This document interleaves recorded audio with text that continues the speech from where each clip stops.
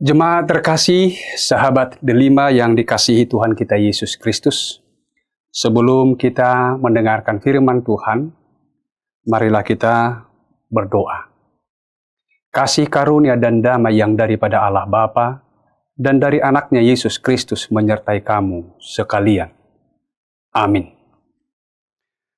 Jemaat yang dikasihi Tuhan kita Yesus Kristus, firman Tuhan bagi kita pada kesempatan ini tertulis dalam surat Paulus yang pertama kepada Timotius pasal 3 ayat 16.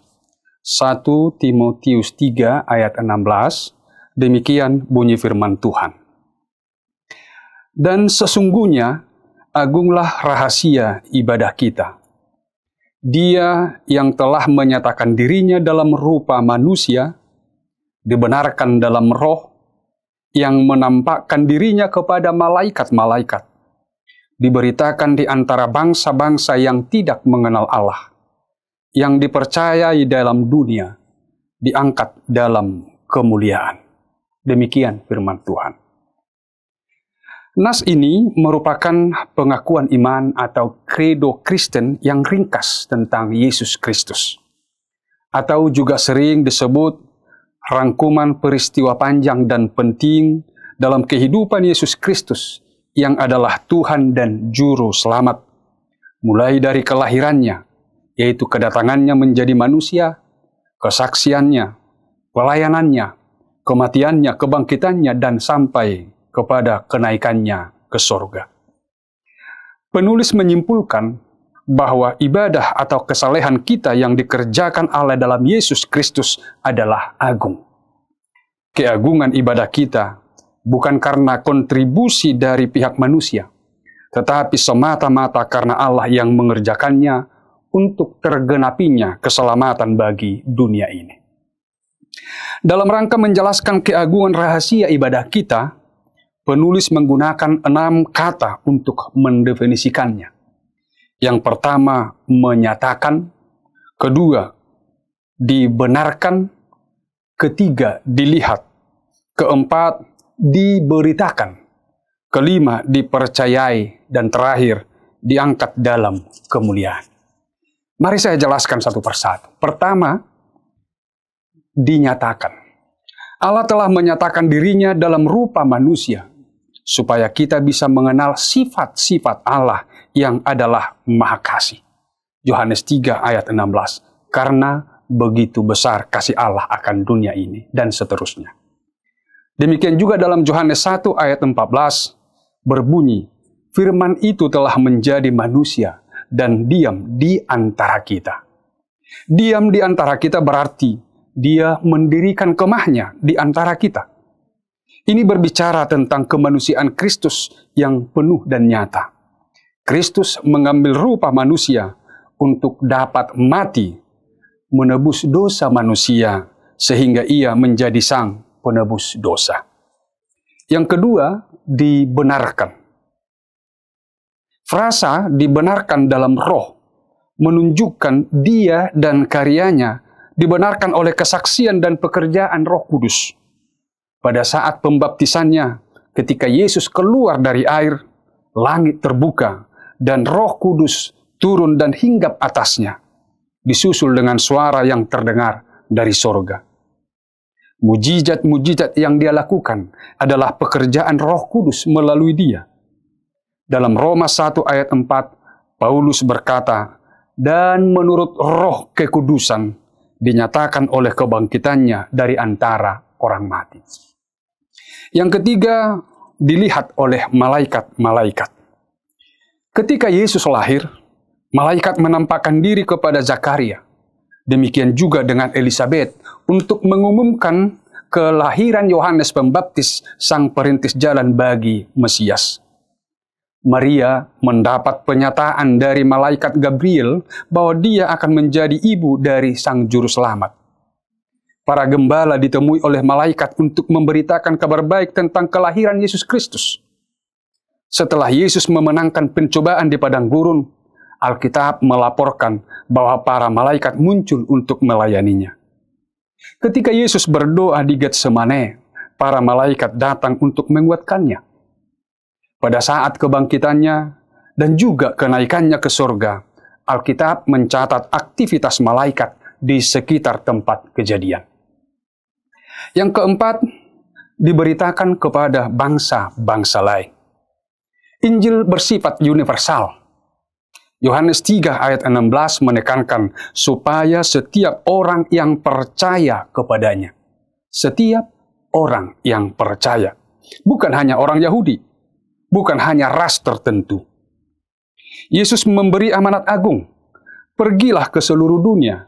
Beritakanlah Injil kepada segala makhluk. Kepada segala makhluk.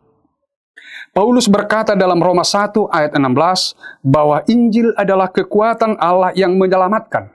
Pertama-tama orang Yahudi, tetapi juga orang Yunani. Amanat agung masih berlaku hingga saat ini. Kebenaran Yesus Kristus Sang Hikmat Allah, misteri yang telah disingkapkan itu telah diwartakan melalui khotbah para rasul, para misionaris, dan yang kita lanjutkan hingga sekarang ini dan sampai selama-lamanya. Kelima, dipercayai di dunia. Pemberitaan Injil Kristus membawa keselamatan bagi orang berdosa dengan percaya kepadanya.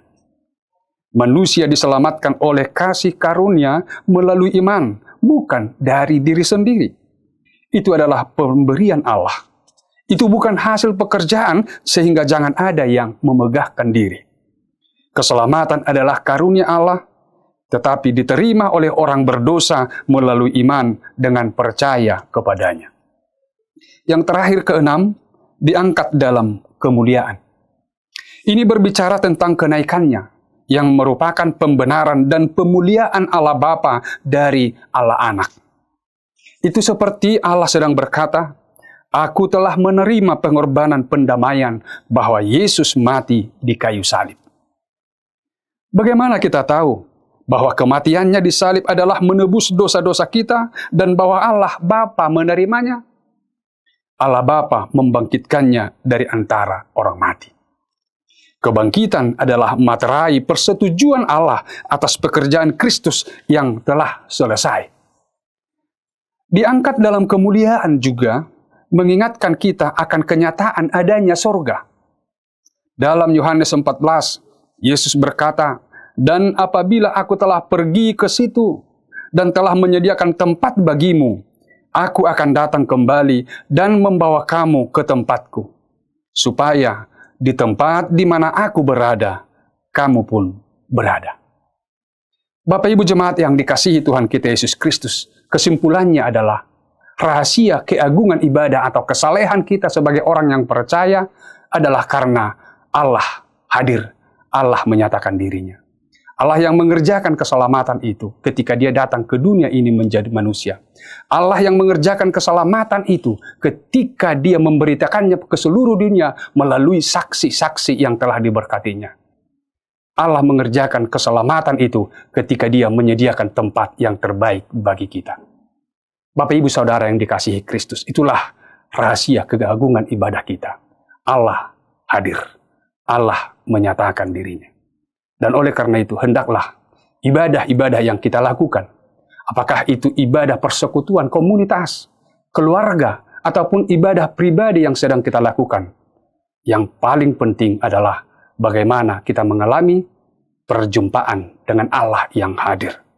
Kita sungguh-sungguh mengalami perjumpaan dengan Kristus. Tidak peduli seberapa hebat nyanyian-nyanyian, seberapa runtut doa-doa kita, atau lain-lain yang sering kita anggap luar biasa dalam ibadah. Yang terpenting adalah Allah hadir. Kita mengalami perjumpaan dengan Allah. Itulah keagungan ibadah kita. Amin. Mari kita berdoa.